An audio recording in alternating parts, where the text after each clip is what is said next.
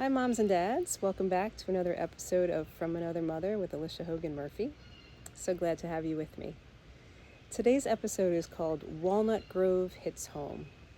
And I don't know if you need to be as old as I am to recognize this structure. That is the Little House from Little House on the Prairie. I was actually 3 years old when Little House on the Prairie first aired in 1974. And I quickly learned to love the show and all the adventures of Laura and the Ingalls family. The show was created by Michael Landon, who also wrote many of the episodes, directed many of the episodes, and starred in all the episodes. And please forgive me for just a moment while I gush about a man that I never even personally knew. What I do know about him is that he was brilliant. He was brilliant, way ahead of his time in his thought process in writing the show, because it included so many really, really important topics, global issues that will probably always exist. Bullying, poverty, racism, prejudice, child abuse, addiction, even rape was in Little House. And he somehow found a way to take these very tragic topics and weave them into powerful messages in a family show. And really brought it all across with very heartfelt sentiments and love. And as a child, I internalized those lessons. I really listened to them and tried to use them in my life. And it's interesting, as an adult, I now watch the show, still devotedly, all these years later. But now I watch it with the eyes of a parent, and I can relate to the show and from that perspective, which is quite different. During the pandemic, when everybody was hunkered down and in quarantine, I had Little House on the television a lot while I was cleaning out closets and baking and organizing and doing all the things that we all did when we were kind of staying in one spot. And I remember thinking, wow, some of these messages are really great for my parenting. Things that I can still use with my own kids, even though it's all these years later. And this was a show, that was filmed in the 1970s and 80s, but it was supposed to have taken place 100 years earlier in the 1870s and 80s. So to be able to look at the topics that were discussed and still find value in them is really something else. So what I did was I started to write down, just started to jot down some ideas that I might want to kind of employ in my own parenting.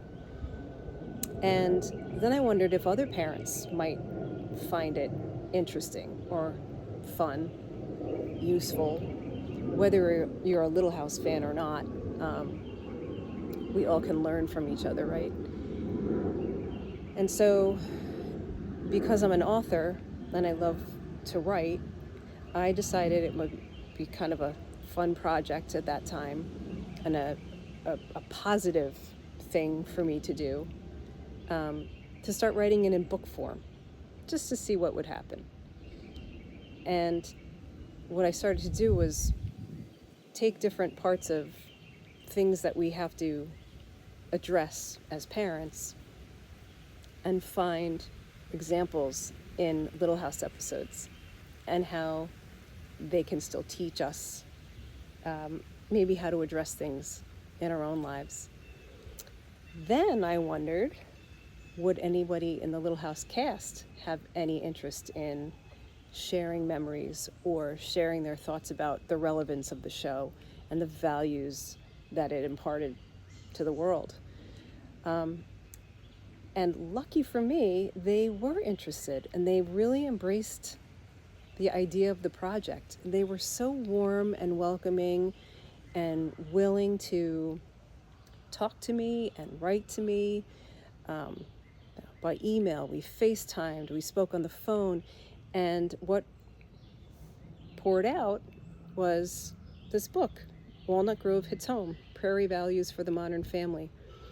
And it was such a rewarding project because I really felt that it was something positive that came out of a very, I don't even want to say negative time, but difficult time, an isolating time, a time where it maybe was easy to get depressed. And I decided that working on a project might be something that would lift me. And it sure did, because I, as a lifelong Little House fan, it was a dream come true to work on this. Some of the chapters, just examples, deal with admitting our mistakes as parents. We've talked about that a little bit. Staying positive and instilling courage in our kids. One example that I took from the show, I just love this. Laura Ingalls is frequently picked on and bullied by Nellie Olson, who's kind of the town brat. And in the episode, Nellie says to Laura, "Your pa's good for nothing. He can barely keep a job, and he's not good for anything except taking care of animals, and he smells bad." And Laura's very hurt by this. And when Pa finds her in the barn crying, she shares with him the horrible things that Nellie said. And Pa says to her, "Well, she's got 2 out of 3. After a day of work, I don't come home smelling too good, do I? And I do take care of animals. But as for my job, that's a different story." And he explains, any job that somebody works hard, takes seriously, does their best, is a job to be proud of, whether it makes $1 million or not. And he says to her, "Hardworking folks only smell bad to folks who have nothing better to do than stick their noses in the air." And I love how he turned this situation on its head and gave Laura something positive to think about. As long as we work hard, we're valuable. And we can never quit. He teaches his daughter how to overcome a bully, how to think in a way that can kind of get her past the hurtful comments and to remember to stay positive. Love was a big topic in Little House. It always prevailed. Over all the adversity, it was just a fabulous show, chock full of messages and meaningful content. Today is July 1st. It is the 33rd anniversary of Michael Landon's passing. And this year is also the 50th anniversary of the start of Little House on the Prairie. And the cast is touring the country, and they've even been to Europe recently to celebrate that anniversary. And after the show ended, Michael Landon said to some of the cast members, "Try not to be sad, because Little House is going to outlive all of us. When we're all gone, this show will still be playing and people will still be learning from our messages." And what a legacy that is. The show took us back to a simpler time, and I think that's why many people still enjoy it.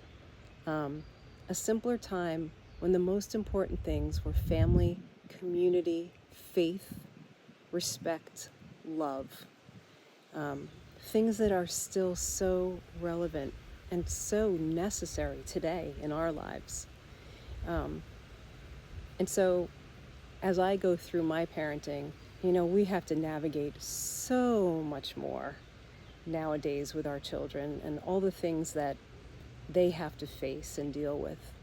Um, if we can take a step back, maybe, and think about those simple values um, that we all still need and can take to heart: love, respect, family, community, kindness, empathy, compassion. They'll they'll always win out um, because they're just so necessary. So I wish for you um, a simple, um, special kind of a day and week this week. Um, and as we celebrate the birthday of our country, may we celebrate community and patriotism, and above all, love. I thank you for watching. Feel free to share with anybody that you feel might enjoy this channel. Um, kind of a daily dose of just being a mom and sharing my thoughts about parenting, and we can all learn from each other if we listen and share. So I thank you for joining me, and happy 4th, and I wish you love and peace.